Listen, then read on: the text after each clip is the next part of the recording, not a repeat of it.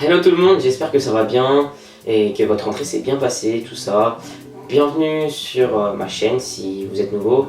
Et aujourd'hui on se retrouve pour une vidéo plutôt importante puisque aujourd'hui on va parler du dictionnaire du Sneakers Addict. Alors, qu'est-ce que c'est le dictionnaire du Sneakers Addict? Alors en fait, dans cette vidéo je vais vous passer en revue tous les termes spécifiques à la communauté sneakers qu'il peut y avoir. Par exemple quand je vous parle de sol ou de legit check par exemple, j'ai ces mots là en tête. Vous savez peut-être pas ce que c'est si vous n'êtes pas vraiment des connaisseurs on va dire. Donc c'est parti et je vais vous expliquer déjà ce que c'est que la sneaker. Alors la sneaker c'est quoi? La sneaker c'est une basket qui est à la base créée pour faire du sport mais qu'on va utiliser en fait dans la vie courante. Donc par exemple je sais pas, pour aller faire ses courses, pour aller à l'école. Donc voilà, cette paire qui est destinée à faire du sport, on la met pour faire autre chose. Et donc c'est surtout ça la sneaker, c'est pas forcément les chaussures de sport, ce que beaucoup de monde croit. Donc pour ce qui est de la sneaker, il y a plusieurs catégories. Alors on a d'abord la catégorie qu'on va appeler running, donc par exemple une Air Max ou une Adidas ZX Flux par exemple, qui est une running. On va avoir la catégorie b-ball, parce que c'est souvent appelé comme ça, donc c'est la catégorie basketball, donc par exemple comme les LeBrons, les Jordan, etc.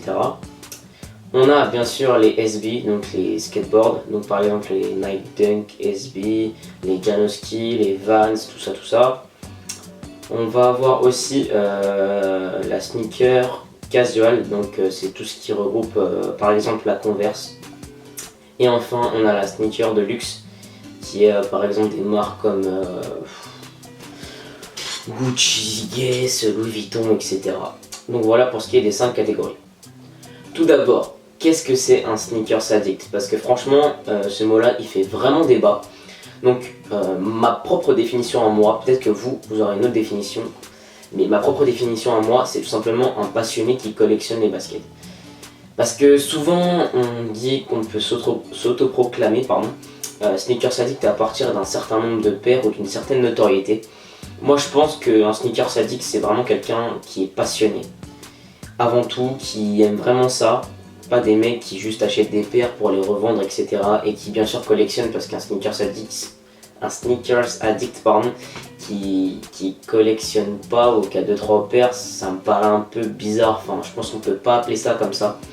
Donc voilà, après comme j'ai dit, il y en a qui ont une autre définition de ce terme, c'est un peu, pas ambigu, parce que ça veut dire un peu la même chose, mais bon, on n'a pas tous la même vision. Alors la release de la paire, c'est tout simplement sa sortie. Putain, merde. Je reçois des messages. Alors tout d'abord, qu'est-ce que la release d'une paire? Alors la release d'une paire, ça va être simplement sa sortie.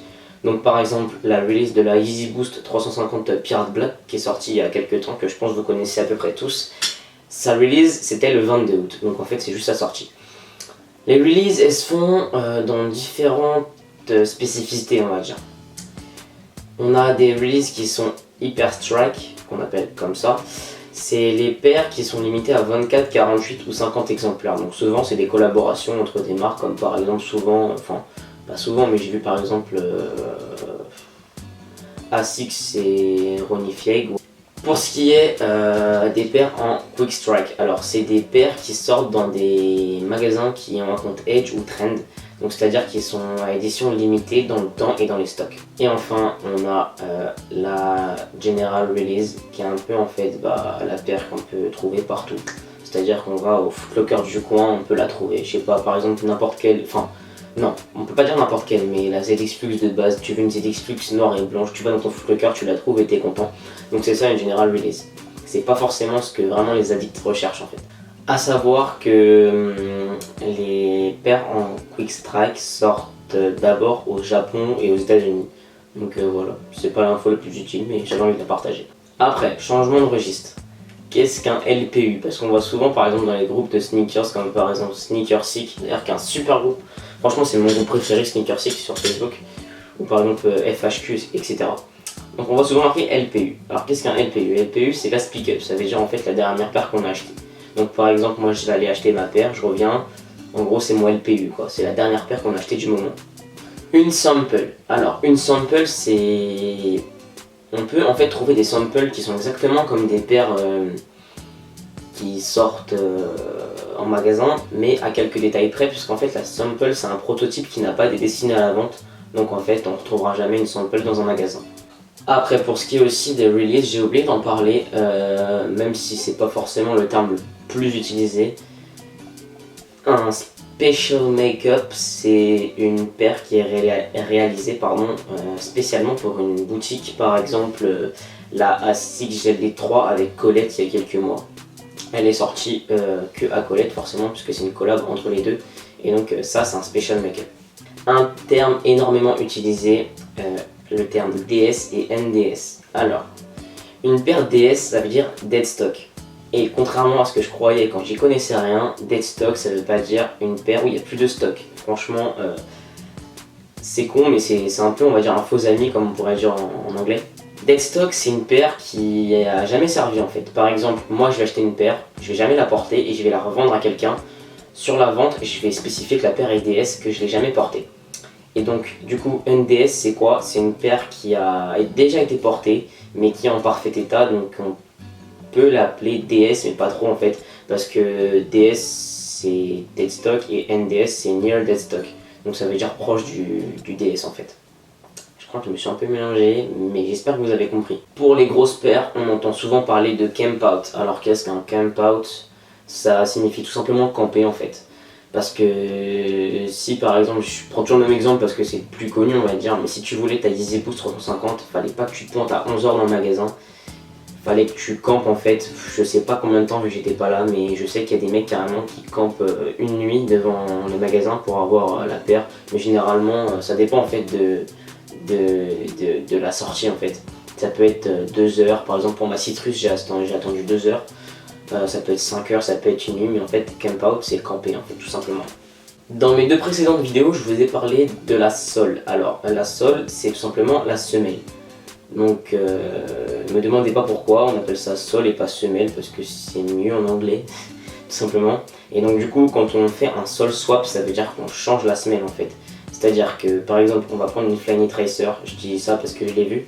Donc je vais prendre ma Flyknit Racer, je vais lui enlever sa semelle de Racer et je vais lui mettre une semelle de Air Max 1. J'aurais fait du coup juste un sole swap. Voilà, tout simplement c'est ça.